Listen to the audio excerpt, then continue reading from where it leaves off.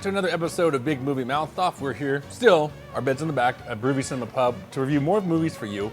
I'm Jimmy Martin with Slug Magazine. And I'm Jeff Weiss with MSN Entertainment. You can find Big Movie Mouth Off on Utah Xfinity, Channel 6, or On Demand, Salt Lake Alternative. Utah On Demand, there's a Salt Lake Alternative sleeve that has Big Movie Mouth Off. New and old reviews, who knows? Perhaps that's how you found this review. Well, this review. This is another Christmas release because... Yes, because nothing shrieks Christmas like Quentin Tarantino. Well, Quentin Tarantino, yep, that's it. Quentin Tarantino's latest, Django Unchained, which kind of takes the character, or even just the name, I would say, from a former series, and has brought it into, I guess, his universe. And it's a Western set in slave times. It's actually 2 years before the Civil War. And basically the film starts out, Jamie Foxx, who plays Django, is on a chain gang of slaves being transported, comes across a man claiming to be a dentist, played by Christoph Waltz. I think his name is Dr. King, if I remember right. And so, lo and behold, we soon find out that he is not a dentist. He's actually a bounty hunter looking for Django to find 3 people that are wanted. Yes, notorious slavers that only Django can identify. Yep, that's the way he needs them, because he knows the names but not the identities, so he brings Django along on the adventure. And he's from Germany, so he's not really keen on the whole slavery thing. So he makes a deal, more of like a partnership, to where if you help me find these individuals, not only will I teach you how to become a bounty hunter, I will help you get your wife back, who has been sold to another slave owner, played by the devilish and nothing you've ever seen before from this actor, Leonardo DiCaprio. And it's kind of just this wild adventure of, I guess, Tarantino now taking on the classic Western genre. Do you know what a bounty hunter is? You kill people. And they give you a reward? Better they are, bigger the reward.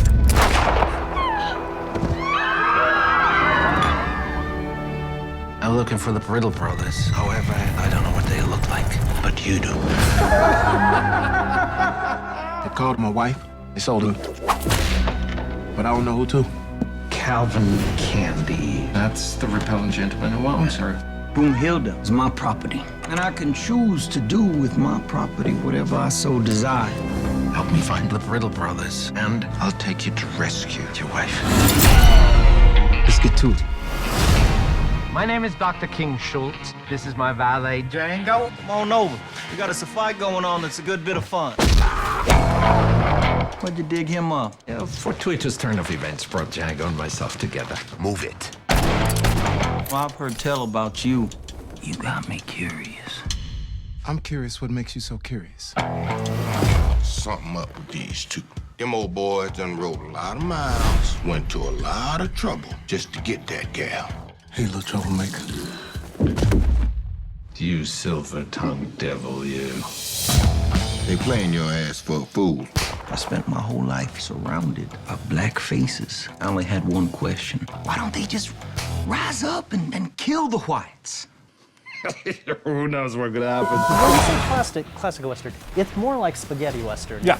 if I can relate. And in case you're wondering where that term originated, it was the Italian-made Sergio Leone Westerns that starred Clint Eastwood, Yeah. the good, the bad, and the ugly, for a few dollars more. Yep. And this definitely has that feel, although in a lot of ways it's a dark comedy.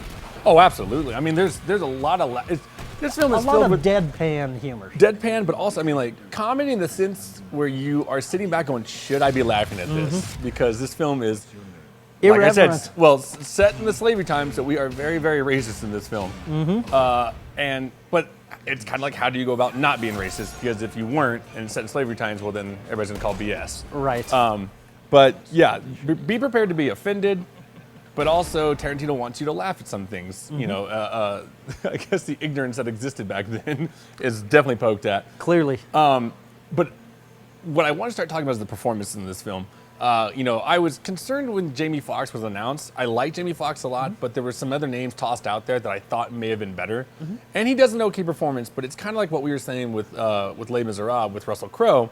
He's good, but he's completely outshined Yes. by co-stars, in particular Christoph Waltz and Leonardo DiCaprio. And for me, and Samuel L. Jackson. I'll say. absolutely, yeah, for sure. And for me, I almost say I love Christoph Waltz in this film. He's one of my favorite supporting actors of this year, and you can tell that if anybody can write for Christoph Waltz, it's Tarantino. I mean, the guy got his Oscar from *Inglourious Basterds*, And so now he's written another perfect role for Christoph Waltz, where the more fun in this film for me is watching Leonardo DiCaprio become one of the most hated characters. He's despicable. He's the worst, and he does such a great job at it. You know, I've always had this issue with Leonardo DiCaprio, where I always saw, and it sounds mean, more of a boy than a man. You know, maybe because we saw him grow up, and even like with Inception, I'm like, okay, now I got a little bit. And as much as I wasn't a huge fan of J. Edgar, now I'm like, okay, now you're taking on adult roles, which I can really start respecting. But now this one, like, it's pushed him over the top for me. Of you are not only an adult actor, but you can be hated. Absolutely. This is not Jack from Titanic. It's a good step in his career. What's your name, boy? His name is Django Freeman. Where'd you dig him up? Well, fortuitous turn of events brought Django and myself together. I've heard tell about you. I heard you've been telling everybody that Mandingos ain't no damn good. Ain't nothing nobody is selling is worth buying. I'm curious. What makes you such a Mandingo expert? I'm curious what makes you so curious. What did you say, boy? Calm down, Butch. No offense given. None taken. Monsieur Condé, I'd appreciate if you could direct your line of inquiry toward me. One, you do not have anything to drink. Can I get you a tasty refreshment? Yes, I'll have a beer. Wunderbar. Roscoe, a beer for the man with the beard, and I will have a Polynesian pearl diver. Do not spare the rum. Samuel Jackson, however, Yeah. probably has the trickiest role of the bunch because he true. plays a servant who, when he first comes out, if you're familiar with this character name, he's playing Stepin Fetchit. He really is. The racist stereotype of the early movies. It's horrible, but But- that's what the character how it's written. It is, and then there's things that change that character. And Without ruining anything. Yes, it's now. That being said, I got some problems with it. Okay. It's, and I hate to say this, needs an editor. There it does are a trail lot off. of pokey scenes in this film, including, as much as I laughed, I realized how much it dragged the film to a crawl. Some KKK racism, which, to my mind, was done much better in Oh Brother, Where Art Thou? A Sure. scene that almost could have been completely struck, if for no other reason than Jonah Hill shows up and sticks out like a sore thumb for no reason whatsoever. It actually, you know, Yeah. and for me, like the scene that I felt that Tarantino was really trying to recapture, it kind of reminded me of the opening scene to Reservoir Dogs. Right. Where it's like this, you know, kind of a heated debate scene, but very, you know, told in a comedic form. But yeah, the Jonah Hill thing, I don't know why he did that. You know, I think you have way more of a problem with Jonah Hill than I do. No, but it did. But this time, Yeah, for it just sure, took you out of the really, film. yeah, he looks too contemporary. Also, and I know why he's doing it, but his Sam Peckinpah-ish moments Yeah. go on too long. There's Yeah. an orgy of blood squibs, to the point where it starts to become, okay, I get it. Well, Okay, I get it. For I me, get it. I've seen him. You know, Tarantino's no stranger to the No, excessive no. use of blood. Watch Kill Bills and stuff like that. But for some reason, I don't know. Maybe it's just with him poking. I would say either poking fun or paying homage to Asian cinema. It doesn't quite work in this universe No. in a Western type of style. I still, you know, I love him for doing it because I kind of get a laugh out of it. But yeah, it didn't work as well. No. And there is a lot of blood.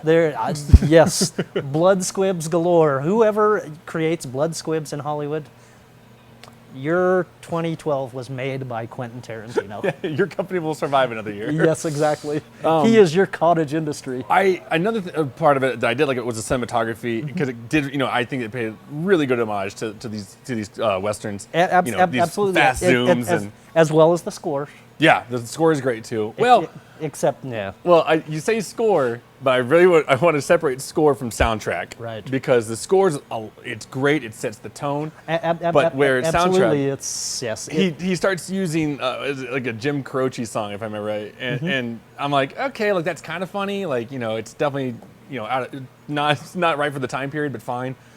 And then he starts using like these hip hop songs that just again, it's like Jonah Hill sitting there takes me right out of it, you know. So those are definitely problems I have with it. I think I liked it more than you. You did, But- you did, and I didn't hate it. Yeah, I'll say that. Some strong performances. I wish it were shorter, and